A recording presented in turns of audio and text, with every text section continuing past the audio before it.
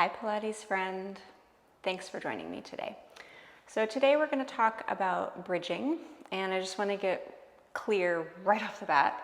There are approximately 900,865 and a half different ways to bridge. Okay, I'm kidding, but there are tons of different ways to go about making the shape and position of bridging. So just to be very clear, what we're talking about today in sort of the Pilates form and context is looking at bridging for hip extension. If you're like, what's hip extension? Don't worry, I'll explain. And within that form of looking at bridging for hip extension or working the glutes and the hamstrings, we're going to look at two different ways today to get up and down into your bridge shape and out of your bridge shape. One is going to be moving through an articulating or kind of like a moving rolling spine. And then the other is going to be more what we call a neutral pelvis lever or kind of a hip hinge, and looking at keeping the spine really, really stable as we move up and down just from our hip joints or primarily from our hip joints. So the reason I want to focus on these two kind of variations today is they have different implications for spine health.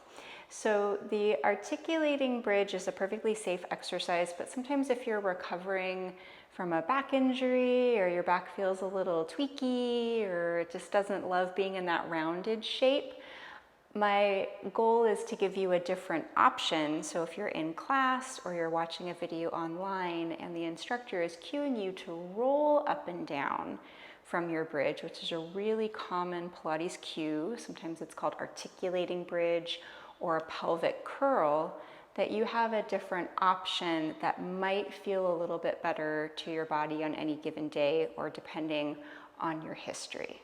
Okay, that was a lot of talking. Let's get moving. So we're going to start on our backs. Okay, so I'm going to just come on down for a second.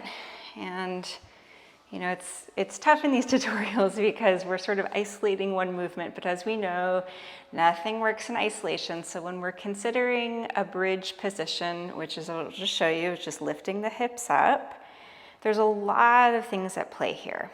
There's the length of your quadriceps. There's kind of the strength in the back of the legs and the back of the hip.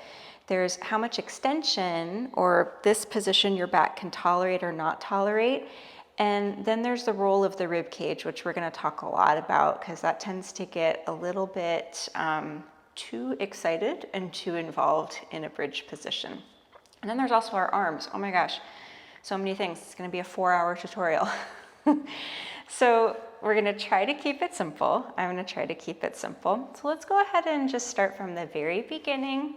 Pelvic curl, articulating bridge, and the first thing that we're going to start with is a pelvic tilt. So you're going to imagine your pelvis, or you're going to feel your pelvis like a bowl of water just tipping towards your face and a little bit away from your face. Okay, so if you've done some Pilates or some yoga, this is probably a familiar movement. If not, welcome to your pelvic tilt. Here you go. So we're pressing the low back down and starting what we call a posterior pelvic tilt, which is to rotate the pelvis. And what that does is it starts to zip up the abdominal wall, and then it also starts to say, hey glutes, you're going to turn on a little bit. So what we're going to do is just continue that idea of rolling through the pelvis. I'm going to push down with my feet, and then I'm going to continue feeling like I'm rolling the pelvis towards my face. This way, I'm going to mimic the movement with my hands as I come up. Okay, so here we are. I'm in my bridge, and then I'm going to start with my ribs, and I'm going to roll back down. Okay, so sometimes you might hear cues like roll one bone at a time. The spine is like a string of pearls rolling down. So all of those cues, what they're meant to do is to get those tiny little joints in your spine to start to articulate as you're moving through that flexion, coming up to a more neutral spine position, and then rolling back down through that flexion. Okay, so let's just kind of troubleshoot a few of the issues that are really common that we see in a bridge position. So one is we come up we get to a really nice bridge place and we go, I want more. It's not high enough. What should I do? Let me just stick my ribs out. Now I can feel like I'm going a lot higher because my ribs are poking out. I can see my ribs that they're higher and I feel more elevated off the floor. Now this is in no way a bad position. If you're going for yoga, you might even go further, so you're getting to work those back muscles. But again, if we're going to consider sort of the form that we're working in, which is like this form of Pilates, we're really looking to kind of target the backs of the legs here, the connection between the glutes and hamstrings, and to see how much we can open through the front of the hip joint, and less about how much we can open through the ribs. So if we're going to consider a shape that we're making or a trajectory of the body, we're kind of going for here is a nice long line between the shoulders and the knees without a lot of kinks in the hose. So a lot of times when I'm teaching, particularly private sessions, people come in and I say, okay, let's start some bridging. And we go up and down.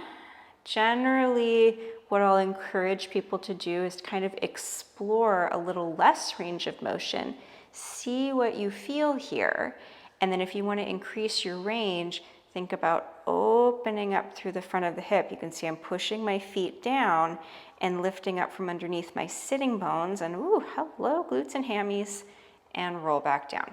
Okay, issue 2 in bridge, hamstring cramping. We've all been there. You go up, you have to stretch your leg, everything goes crazy. You have to like breathe into a paper bag for a little bit and then calm down and then try again. The deal with the hamstring cramping is it generally means that the coordination between your glutes and your hamstrings is just a little off. And so again, what I generally tell people to do, think less about using the backs of the legs, think more about pushing down with your feet to roll the hips up, and then pause at the place where your hip joint stops moving. So another thing that happens is when we start to lift up too high, our quads get the message and they're like, I can't stretch anymore. Please don't ask me to. This is my limit for today. So if we go higher, the hamstring goes, oh, okay, I'll help. And it pulls too tight. So you really want to listen to your body, work within the range that's available to you to strengthen there. So if your goal is to improve your range later, you can. Okay, again, ton of talking. Bridging's so complicated, just like a lifelong journey of bridging. So let's do one more rolling bridge considering all of that. We'll go nice and slow. I'll talk you through it. We're going to start to tuck the pelvis under. Thinking about narrowing my sitting bones a little bit, just gathering up the backs of the legs. I'm going to push my feet straight down, my whole foot, including my toes, not just my heels, my toes. I'm going to start to roll my hips up. I'm going to listen. I'm going to feel. I'm going to say, hey, that's right about the point where I feel like my back wants to start to lift up. I'm going to say, okay, no thank you. I am where I am today. It's great. Feeling connection to the back of my legs, feeling my knees reach forward, feeling my abdominal wall still just a little bit engaged. And now if I want to come up higher, I'm going to think about opening these little hip joints like mouths, yawning open in the front. Ah. And then I'm going to start from my rib cage and I'm going to roll down. Okay, great. So that's an articulating bridge or a pelvic curl. It really doesn't matter how high up you come. Again, sometimes in classes or online classes, you might hear come all the way up to balance in between your shoulder blades. That is a technique to kind of get the spine to be in a more neutral level position because you have this nice little balance point there. But again, if your body doesn't feel like it's ready to go up that high, it's totally fine. You'll still get a lot of benefit from the exercise meeting your body where you are in your range of motion for that day. Okay, so we're gonna wipe the slate clean. I'm even gonna turn around to the other side. How about that? Totally new version. I'm gonna flip around just because. Okay, so neutral pelvis lever, that's kind of what I call it. You might hear it in some other classes, or a pelvic press or a hinging bridge. That is where we're going to let go of the idea of a posterior pelvic tilt. So we're not starting with a tucked pelvis. we're going to keep thinking that the pelvis stays in this nice neutral position.